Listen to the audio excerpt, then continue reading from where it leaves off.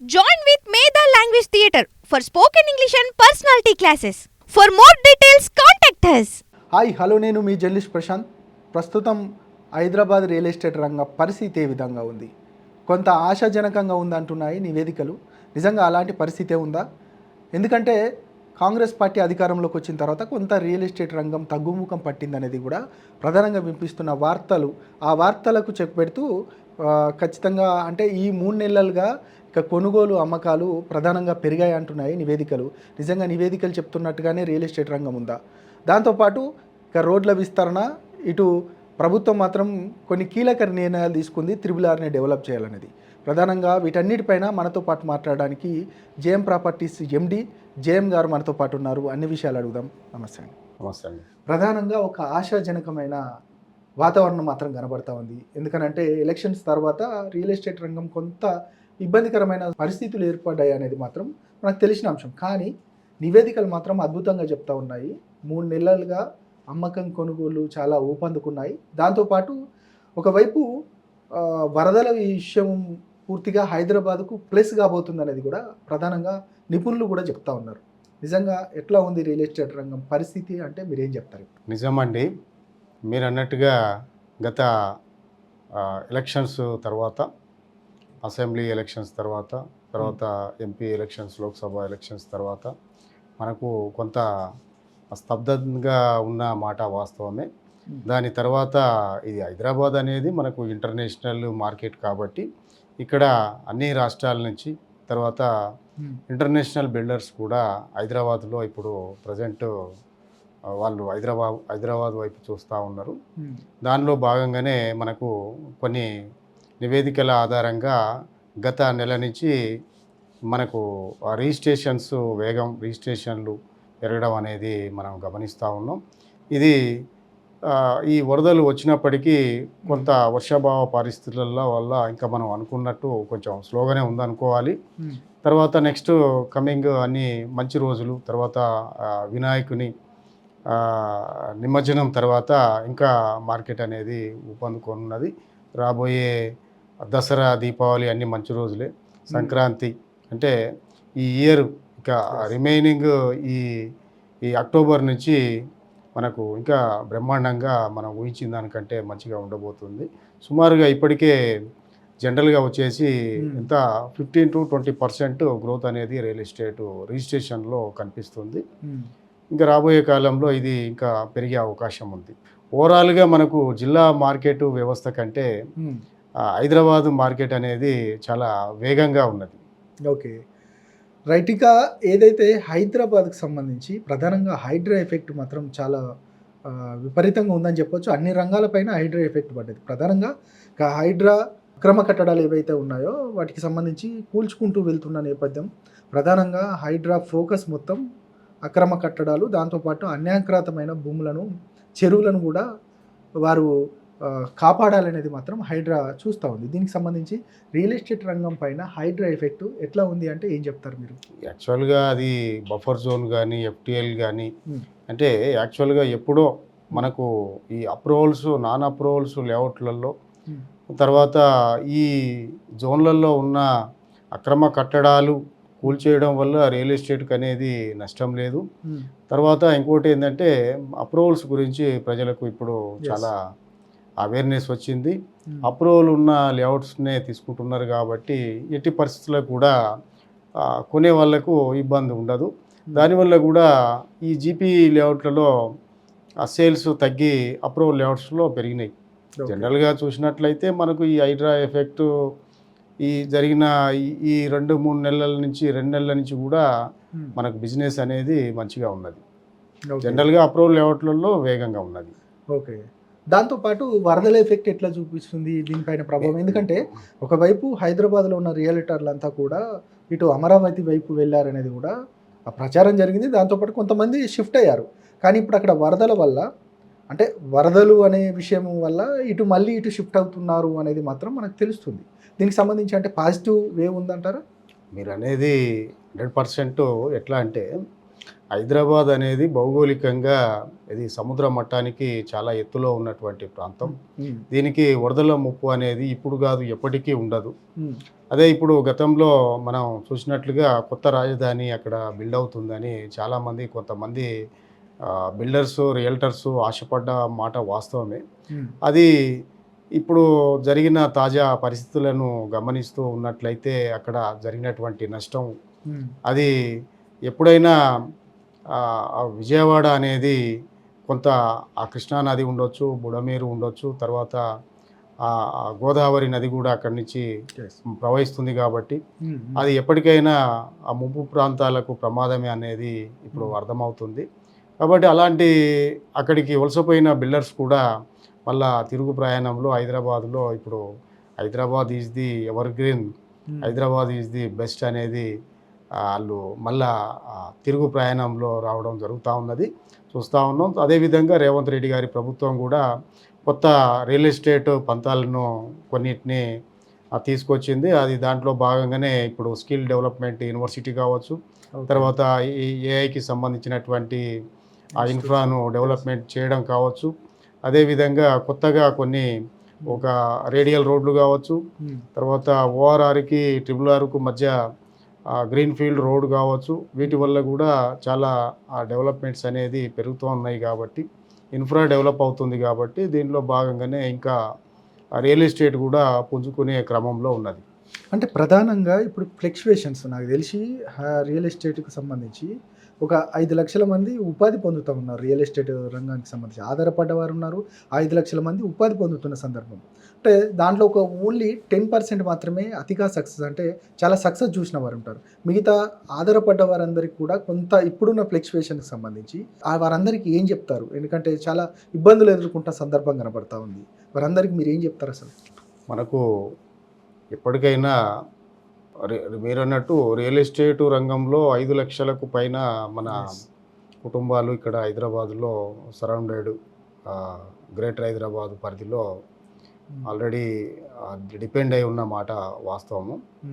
దీంట్లో ఏంటంటే real field అయినా రోజు ఒకే విధంగా ఉండదు. జనరల్గా ఏంటంటే ఆ ఫ్లక్చుయేషన్స్ అనేది ఖచ్చితంగా బిజినెస్ కాబట్టి ఉంటుంది.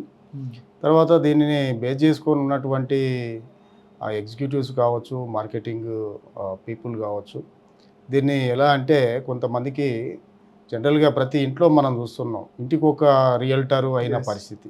కానీ ఒక్కొక్క డిఫరెంట్ ఫీల్డ్ నుంచి ఈ రియల్ ఎస్టేట్ ఫీల్డ్కు కన్వర్ట్ కావడం జరుగుతూ ఉన్నది. అయితే దీని మీద ఎక్స్పీరియన్స్ అనేది చాలా తక్కువ ఉంటుంది.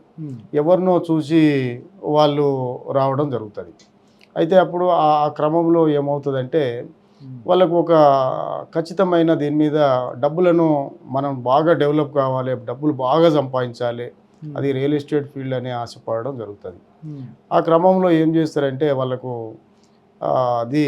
దాని మీద పూర్తిగా అవగాహన లేకపోవడం వల్ల అన్వాంటెడ్లీ ఇన్వెస్ట్మెంట్ చేయడం, అది ఎక్కడ చేస్తుంది అనేది వాళ్ళకు కరెక్ట్గా అవగాహన లేకపోవడం వల్ల కొంత ఇబ్బందులకు గురి కావాల్సి వస్తుంది.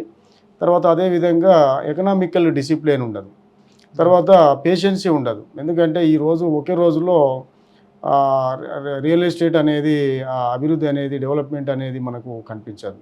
దాని మీద ఖచ్చితంగా ఒక ప్యాషనేట్ ఉండాలి, పేషెన్సీ ఉండాలి, తర్వాత ఖచ్చితమైన అవగాహన ఉండాలి. తర్వాత ఇవన్నిటినీ కలుపుకొని పోయే దిశలో ఆయనకు ఉన్నటువంటి ఆ నాలెడ్జ్ అది అన్నీ దీంట్లో కీలకమైన బాధ్యత అనేది ఉంటుంది. దీనివలన దీన్ని బేస్ చేసుకొని పోయినట్లయితే మంచి రిజల్ట్ ఉంటుంది. ఈ ఒడిదుడుకులను ఈజీగా ఎదుర్కొనే పరిస్థితి ఉంటుంది. ఇవి ఎదుర్కొని వాళ్ళు ఈరోజు 1,00,000 వచ్చింది, రోజు 1,00,000 వస్తుందేమో అనే దిశలో ఆ లక్ష్యను మొత్తం లక్షణంగా మొత్తం దాన్ని ఖర్చు పెట్టేస్తే మళ్ళీ రేపటికి అనేది ఇబ్బందికరంగానే ఉంటుంది. కాబట్టి దాంట్లో ఎకనామికల్ డిసిప్లిన్ ఉండాలి, ఖచ్చితమైన ప్లాన్ ఉండాలి, తర్వాత వర్కింగ్ ప్రోగ్రెస్ ఉండాలి, తర్వాత వాళ్ళు ఎంచుకున్న రియల్ ఎస్టేట్ కంపెనీ మీద కూడా ప్రభావం ఉంటుంది, తర్వాత వాళ్ళు పనిచేసే ఏరియా కూడా ఇది దీంట్లో డిపెండ్ అయి ఉంటుంది. ఖచ్చితంగా ఇవన్నీ చూసుకొని ముందుకెళ్ళినట్లయితే ఖచ్చితంగా సక్సెస్ అనేది ఖచ్చితంగా రియల్ ఎస్టేట్లోనే కనబడుతుంది. ఇక ఇన్నర్ రింగ్ రోడ్డు, అవుటర్ అంటే త్రిబుల్ ఆర్ మధ్యలో ఒక 9 గ్రీన్ ఫీల్డ్ రోడ్లు ఏర్పాటు చేసింది ప్రభుత్వం. ఇప్పటికీ దీనికి సంబంధించి దీనివల్ల కలిగే ప్రయోజనం ఏంటి అంటే మీరు ఏం చెప్తారు? జనరల్గా మనకు 130 కోట్ల జనాభా, 140 దేశాలను మించి ఉన్న ఒక మెట్రోపాలిటన్ నగరం మన హైదరాబాదు. ఇది ఎప్పటికీ ప్రతిరోజు మనకు ఎదుర్కొనే సమస్య దాంట్లో భాగమే ఇది రోడ్లు. ఇది అనేది ఎప్పటికీ మనకు ఎన్ని రోడ్లు వేసినా కూడా ట్రాఫిక్ను ఎదుర్కోలేము. ఓకే. ఎలా అంటే మనకు ఇప్పటికీ ఇన్నర్ రింగ్ రోడ్డుకి అవుటర్ రింగ్ రోడ్డుకి దాదాపుగా 33 రేడియల్ రోడ్లు ఉన్నాయి. ఇవి రోడ్లు ఉన్నప్పటికీ మనం ఒక 10 కిలోమీటర్లు వెళ్ళాలంటే మామూలుగా ఆ పీక్ టైంలో గంటల సమయం పడుతున్న సంగతి మనకు తెలిసిందే. దాని తర్వాత మనకు అవుటర్ రింగ్ రోడ్ వచ్చింది, తర్వాత రీజనల్ రింగ్ రోడ్ వచ్చింది.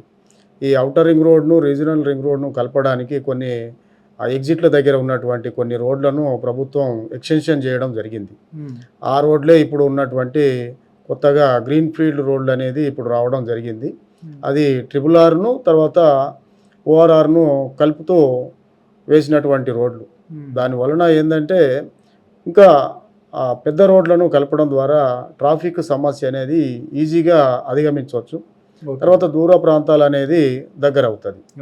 ఆ విధంగా రోడ్ల కనెక్టివిటీ పెరగడం ద్వారా హైదరాబాదు ట్రాఫిక్ సమస్య అనేది కొంత ఉపశమనం జరగవచ్చు. అంటే సుదీర్ఘ రియల్ ఎస్టేట్లో అనుభవం ఉన్న మీరు, అంటే గతంలో కూడా మనం చూసాం త్రిబుల్ ఆర్కి సంబంధించి మార్పులు చేసిన దాంట్లో రాజశేఖర్ రెడ్డి, గతంలో ఉన్న సీఎం రాజశేఖర్ రెడ్డి చేశారు, ఇప్పుడు ప్రస్తుతం ఉన్న రేవంత్ రెడ్డి మార్పులు చేశారు. ఈ మార్పుల వల్ల కలిగే ప్రయోజనం ఏంటి, అసలు దీనికి సంబంధించి మీరు ఏం చెప్తారు అసలు? అంటే జనరల్గా ఇప్పుడు ఉన్నటువంటి డిపిఆర్ను మనం గత ప్రభుత్వంలో ఖచ్చితంగా రాజశేఖర రెడ్డి గారు కూడా దాన్ని ఆయనకు అనుగుణంగా అప్పుడు ఆ రోజు డిపిఆర్ను రూపొందించడం జరిగింది. అదేవిధంగా రేవంత్ రెడ్డి గారు కూడా అంటే వారికి అనుగుణంగా మీన్స్ అంటే అక్కడ వచ్చే కొన్ని టౌన్లను కలపడం కావచ్చు, లేకుంటే కొన్ని కొత్త కంపెనీలు వస్తూ ఉన్నాయి. వాటికి దగ్గరగా ఉంటే ఆ పెద్ద రోడ్డు దగ్గరగా ఉంటే కొంత లాభం చేకూరుతుందనే ఉద్దేశంతో వాళ్ళు కొంత డిపిఆర్ను కొంత మార్పు చేర్పులు చేయడం జరిగింది. వాట్ ఎవర్ ఇట్ మేబీ ఏమైనప్పటికీ ఆ రోడ్డు అనేది కొంత మార్చిన మాట వాస్తవమే.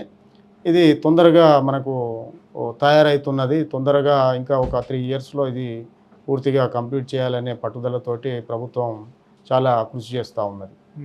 ఇక మూసీ ప్రక్షాళన అనేది ప్రభుత్వం ప్రతిష్టాత్మకంగా తీసుకుంది. ఇక మూసీ దానిపైనే ఇక రోడ్ల విస్తరణ కూడా చేపట్టబోతుంది. దీనికి సంబంధించి ఏం చెప్తారు అసలు? ఇప్పుడు మనకు ఉన్నటువంటి వ్యవస్థ మనం ఇంతకుముందే అనుకున్నాం, ఎన్ని రోడ్లు ఉన్నా కూడా హైదరాబాద్కు సరిపోవు అనే మాట వాస్తవం. Inner ring road, outer ring road, regional ring road, వాటితో పాటు మనకి ఇవన్నీ కూడా సర్కిల్ లాగా వలయాలుగా ఉన్నాయి. ఇది నిలువుగా అంటే మనకు వర్టికల్గా మూసీ అనేది ప్రవహిస్తుంది. ఈ మూసీ మీద చాలా మనకు ల్యాండ్ అవైలబిలిటీ ఉన్నది. అదే మనకు గౌరెల్లి నుంచి గండిపేట వరకు సుమారుగా 42 కిలోమీటర్ల ఆ రోడ్డును ఎప్పటి నుంచో టీఆర్ఎస్ ప్రభుత్వం నుంచే ప్లాన్ ఉన్నది. మూసీ ప్రక్షాళన భాగంగా మూసీ రివర్ డెవలప్మెంట్ ఫ్రంట్ను కూడా దాన్ని ఏర్పాటు చేసి దాని మీద చాలా వరకు నీటిని శుద్ధి చేసే కార్యక్రమం జరుగుతూ ఉన్నది. దాంతోపాటు ఇప్పుడు కొత్తగా ఏంటంటే మూసీ పైన ఒక 4 లైన్ల రోడ్లు, ఆ రోడ్లు ఇస్తూ ఒక 2 లేదా 3 కిలోమీటర్లకు ఒకసారి ఇంటర్చేంజ్లను ఇస్తూ హైదరాబాదు ఆ ట్రాఫిక్ను తగ్గించే దిశలో ప్రభుత్వం అది ప్రణాళిక అనేది సిద్ధం చేసింది. దాంతోపాటు ఆ మూసీ పక్కన ఉన్నటువంటి ల్యాండ్స్ను కూడా ప్రైవేటు ప్రభుత్వ ల్యాండ్స్ను కూడా గవర్నమెంటే అది ల్యాండ్ను వెంచర్ డెవలప్ చేసి అమ్మడం జరుగుతూ ఉన్నది. దానివల్ల ఏమవుతుందంటే ఖచ్చితంగా అక్కడ హైరైజ్డ్ కన్స్ట్రక్షన్స్ తర్వాత ఇప్పటికీ ప్రభుత్వ భూములను వేలం, అదేవిధంగా ప్రైవేటు భూములకు సంబంధించి కొనుగోలు చేయడం, వీటన్నిటికి సంబంధించి ఎఫెక్ట్ ఎట్లా ఉండబోతుంది? నిజంగా అది మంచి పరిణామమే అంటారు? 100% అండి. ఇన్ఫ్రా అనేది డెవలప్ అవుతుంది. ఇప్పుడు ప్రైవేటు ఆ ఆర్గనైజేషన్స్ డెవలప్ చేసి ఏంటంటే అక్కడ ఒక దగ్గర డెవలప్మెంట్ ఉండవచ్చు, ఇంకో దగ్గర ఉండకపోవచ్చు. ఇప్పుడు గవర్నమెంట్ తీసుకొని డెవలప్ చేయడం ద్వారా ఆ ఒకే విధమైన కమర్షియల్ ప్లాట్లను డిజైన్ చేయడం. ఇప్పుడు అదే విధంగా మనకు గౌరెల్లి ఏరియాల్లో ఎగ్జిట్ నెంబర్ 10 ప్రాంతంలో ఒక సుమారుగా 3,000కు పైన ఎకరాలను గవర్నమెంటు సిద్ధం చేస్తూ ఉన్నది.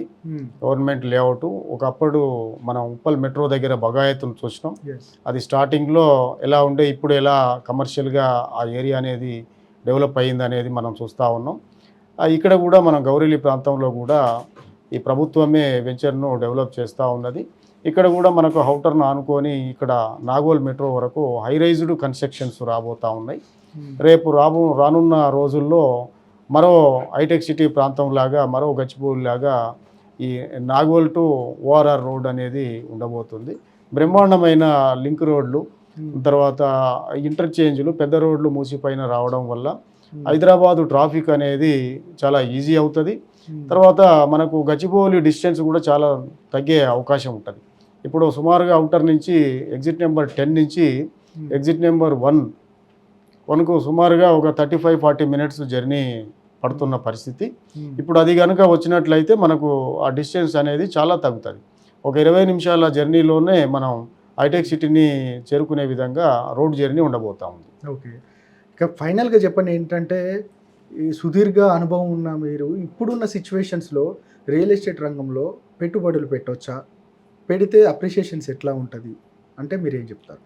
జనరల్గా మనం ఎప్పుడు దీన్ని ఖచ్చితంగా చెప్పుకోవచ్చు, హైదరాబాదును మించిన సిటీ మన ఇండియాలో లేదు. ఓకే, ఎందుకంటే అంత ర్యాపిడ్ గ్రోత్ ఉన్న సిటీ ఇది, ప్రపంచంలోనే ఒక టాప్ లిస్ట్లో ఉన్నటువంటి పరిస్థితి. కాబట్టి మనకు ఆ రేటు పరంగా చూసినట్లయితే మధ్యతరగతి వాళ్ళు, తర్వాత హై బడ్జెట్ ఉన్న వాళ్ళు ఎవరైనా కొనుక్కునే విధంగా 20,000 గజం ఉన్న పరిస్థితి ఉన్నది, అవైలబిలిటీ ఉన్నది. అదేవిధంగా 4 లక్షల గజం ఉన్న పరిస్థితి కూడా మనం హైదరాబాద్లో చూస్తూ ఉన్నాం. కాబట్టి అవైలబుల్ బడ్జెట్ ఉంది. తర్వాత అంతకు మించి అభివృద్ధి జరుగుతూ ఉన్నది, ఒక ఇంటర్నేషనల్ స్థాయి ఇది హైదరాబాద్. కాబట్టి దీంట్లో ఖచ్చితంగా ఇప్పుడు రేట్లు కూడా తక్కువ ఉన్నాయి. కాబట్టి తక్కువ ఉన్నప్పుడు ఇది ఓన్లీ బయర్స్ టైం. కాబట్టి డబ్బులు ఉన్న వాళ్ళకి ఖచ్చితంగా ఇప్పుడు ఇన్వెస్ట్ చేస్తే రానున్న 4-5 నెలల్లో రేట్లు అనేది మళ్ళీ 30% వరకు సుమారుగా పెరిగే అవకాశాలు కనిపిస్తున్నాయి. కాబట్టి కొనే వాళ్లకు ఇది అక్యురేట్గా ఇది మంచి టైం అనేది చెప్పుకోవచ్చు. దాంతోపాటు అంటే మీరు చెప్పారు ఇదే కరెక్ట్ టైము అని అంటున్నారు, మరి ఎక్కడ ఇన్వెస్ట్ చేస్తే బాగుంటుంది అని అంటే? ఎక్కడంటే వాళ్ళ అవైలబిలిటీ. ఇప్పుడు 2 లక్షల గజం కొనుక్కునేవాడు ఆడ దాన్ని ఏదో ఆశించి కొంటారు. అంటే 2 లక్షలు ఉన్నది ఇంకో 1 లక్ష పెరగడానికి టైం టేకింగ్ కూడా చాలా ఎక్కువ తీసుకోవడం జరుగుతుంది. ఎప్పుడైనా చిన్న నుంచి పెద్ద అవుతుంది, కానీ పెరిగిన దాని గురించి తగ్గడం అనేది ఉండదు కదా. అయితే 1 లక్ష రూపాయలు ఉన్న గజం అనేది దానికి గ్రోత్ అనేది స్లోగా ఉంటుంది. అదే 20,000 ఉన్న చోట గ్రోత్ అనేది ఫాస్ట్గా ఉంటుంది. అంటే కాబట్టి ఇప్పుడు ఒక ఎల్బీ నగర్ ప్రాంతంలో మనం ఒక రేట్లు పరిశీలించినట్లయితే ఉప్పల్, ఎల్బీ నగర్, ఓకే, ఆ ఏరియాల్లో దాదాపు 1 లక్షకు పైన ఉన్న పరిస్థితి గజానికి. అదే దానికి సుమారుగా ఒక 10 నిమిషాల జర్నీలో ఔటర్ రింగ్ రోడ్ పరిసరాల్లో మనకు 15,000, 20,000, 30,000కు దొరుకుతున్న పరిస్థితి కమర్షియల్గా. కాబట్టి ఇప్పుడు మరి 1 లక్ష రూపాయలు ఉన్నది 1,20,000 గజం కావచ్చు, అది 20,000 ఉన్నది సుమారుగా మనకు 1-2 సంవత్సరాల్లో అది 1 లక్షకు పోయే అవకాశం ఉంటుంది. కాబట్టి ఎప్పుడైనా స్మాల్ ఇన్వెస్ట్మెంట్ అనేది బెస్ట్ ఇన్వెస్ట్మెంట్. రేట్లు తక్కువ ఉన్న చోటనే అప్రిసియేషన్ అనేది అధికంగా ఉంటుంది. కాబట్టి కమర్షియల్గా కొనుక్కునే వాళ్ళు ఖచ్చితంగా మనకు ఒక 50 కోట్ల పెట్టుబడి పెడుతున్నామంటే అది హైటెక్ సిటీలో పెట్టవచ్చు. తర్వాత ఒక చిన్న మధ్యతరగతి వాళ్ళు మనం ఒక ప్లాట్ కొనుక్కుంటున్నాం, లేదా అది రెసిడెన్షియల్ ఏరియాల్లో ఉండాలి, మనకు బ్యాంకు లోన్ వస్తుంది, మనం ఒక ఇల్లు కట్టుకున్నా కూడా మనకు దగ్గరలో ఉండాలి, అవుటర్కు పక్కనే ఉండాలి, దగ్గరలో ఉండాలి అనుకుంటే మాత్రం స్మాల్ ఇన్వెస్ట్మెంట్ అనేది అవుటర్ పరిసరాల్లో 20,000 గజం ఉన్న ప్లాట్ తీసుకున్నట్లయితే మీకు తొందరగా అప్రిషియేషన్ వస్తుంది. రాబోయే 3-4 సంవత్సరాల్లో అది 3-4 రెట్లు పెరిగినా కూడా ఆశ్చర్యం ఉండని పరిస్థితి. ఎందుకంటే అప్కమింగ్ మెట్రో ఉన్నది, విపరీతమైన రోడ్లు వస్తూ ఉన్నాయి. అదే మనం ఇంతకుముందు మాట్లాడుకున్నట్టు రేడియల్ రోడ్లు కావచ్చు, గ్రీన్ ఫీల్డ్ రోడ్ కావచ్చు, ఇంకా ఇతర ట్రిపుల్ ఆర్ కావచ్చు, ఇవన్నీ డెవలప్ అవుతున్నాయి కాబట్టి హైదరాబాద్ అనేది ఏ ప్రాంతమైనా మనకు ఒక ట్రాఫిక్ ఫ్రీ కాబోతుంది కాబట్టి ఆ విధంగా మనం ఎక్కడికైనా వెళ్ళే అవకాశం ఉంటుంది. అప్పుడు రేట్లు అనేది ఎక్కడికక్కడ డెవలప్ అవుతూ ఉన్నాయి. రైట్ అండి. Thank you very much. సుదీర్ఘంగా చెప్పారు. అంటే ఇప్పుడున్న సిచ్యువేషన్స్లో ఖచ్చితంగా అంటే ఎవరైతే ఇంటెలిజెన్స్ ఉంటారో వాళ్ళే అంటే ఇన్వెస్ట్మెంట్ చేస్తే మాత్రం అద్భుతంగా అప్రిషియేషన్స్ వస్తాయంటున్నారు. దాంతోపాటు అంటే కస్టమర్స్ టైం అని అంటున్నారు, అంతే కదా? బయర్స్ టైం, అదే Yes. కొనేవాళ్ళ టైం. కొనేవారి time. Right sir. Thank you very much. Right sir. ఇది చూశారు కదా, జేఎం ప్రాపర్టీస్కి సంబంధించిన ఎండి జేఎం గారు సుదీర్ఘంగా అన్ని విషయాలపైన చెప్పారు. అదేవిధంగా ఇది ఖచ్చితంగా ఇది కస్టమర్స్ టైం, ఖచ్చితంగా ఇప్పుడు ఇన్వెస్ట్ చేస్తే అప్రిషియేషన్స్ మాత్రం అద్భుతమైన ఫలితాలు వస్తాయి అనేది కూడా ఒక మల్లేష్ యాదవ్ గారు చెప్తున్న సందర్భం. ఇది ఈరోజు ఇంటర్వ్యూ. మరొక ఇంటర్వ్యూతో మళ్ళీ కలుద్దాం. నేను మీ ప్రశాంత్.